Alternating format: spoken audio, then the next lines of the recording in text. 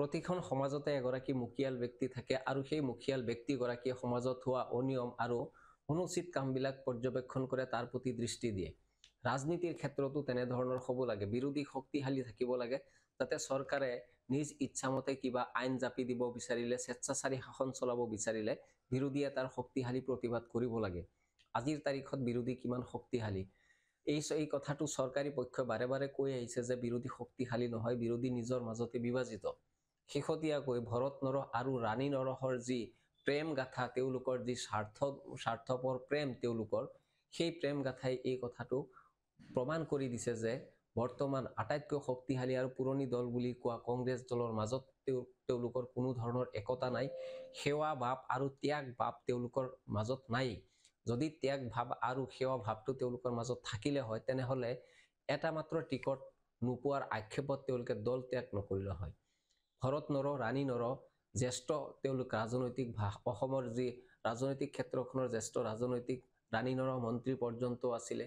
তেনেধৰণৰ নেতাসকলে উঠি অহা প্ৰজন্মটোক আন নালাগে, তেওঁলোকৰ যি কংগ্ৰেছ কৰা যিসকল কৰ্মী আছে, নেতা কৰ্মী আছে, তেওঁলোকক তেওঁ কি ধৰণৰ বাৰ্তা দিলে যে অকল স্বাৰ্থৰ বাবে কাম কৰা, আৰু যদি দলত স্বাৰ্থ নাথাকে তেনেহ'লে দল ত্যাগ কৰি দিয়া। তেনেধৰণৰ আদৰ্শ দেখুওৱা নাই জানো?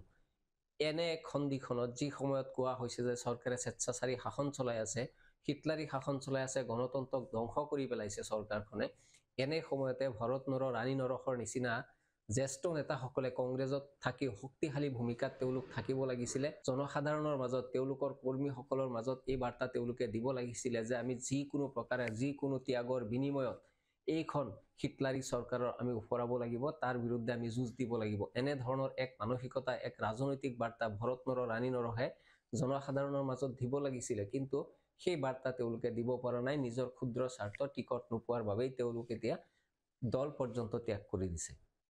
আৰু ভৰত নৰহ, ৰাণী নৰহ কাণ্ডৰ পিছত বিৰোধীয়ে এই কথা ক'বলৈ, যি চৰকাৰী পক্ষ আছে তেওঁলোকে এই কথা ক'বলৈ সুবিধা পাইছে যে কংগ্ৰেছৰ মাজত কোনো ধৰণৰ একতা নাই, তেওঁলোকৰ মাজত কোনো ধৰণৰ ঐক্য নাই, সামাজিক দলীয় শৃংখলা তেওঁলোকৰ মাজত নাই। যি কংগ্ৰেছে শক্তিশালী ভূমিকাত তেওঁলোকে বিগ ব্ৰাদাৰ হ'ব বিচাৰিছে ইণ্ডিয়া মহাজোঁটত, তেনে এটা দলে এনেধৰণৰ নেতা কৰ্মীসকলক কিয় নিয়ন্ত্ৰণ কৰিব নোৱাৰিলে, কিয় নিজৰ হাতত ৰাখিব নোৱাৰিলে? আমি দেখিছোঁ বিজেপিৰ টিকটৰ তালিকাৰ পৰা বহু জ্যেষ্ঠ নেতাৰ নাম কৰ্তন হৈছে, কিন্তু বিজেপিয়ে সেইসকলক ধৰি ৰাখিব পাৰিছে, সেইসকলক দলৰ পৰা আঁতৰি যাবলৈ দিয়া নাই। এনেধৰণৰ অনুশাসন কংগ্ৰেছ দলে কিয় এতিয়াও ল'ব পৰা নাই?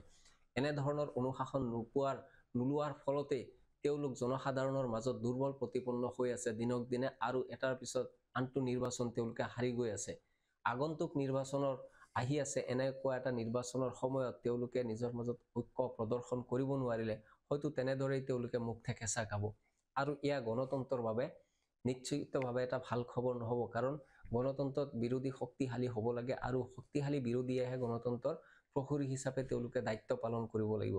বিৰোধীসকল কেৱল বিৰোধীসকল নহয়, বিৰোধীসকল সেইসকল জনতাৰো কণ্ঠ, যিসকল জনতা নিষ্পৃহিত, পীড়িত, আৰু যিসকল জনতা দমন নীতিৰ সন্মুখীন হৈ আহিছে, সেইসকল নেতাৰো কণ্ঠ হয় বিৰোধীসকল।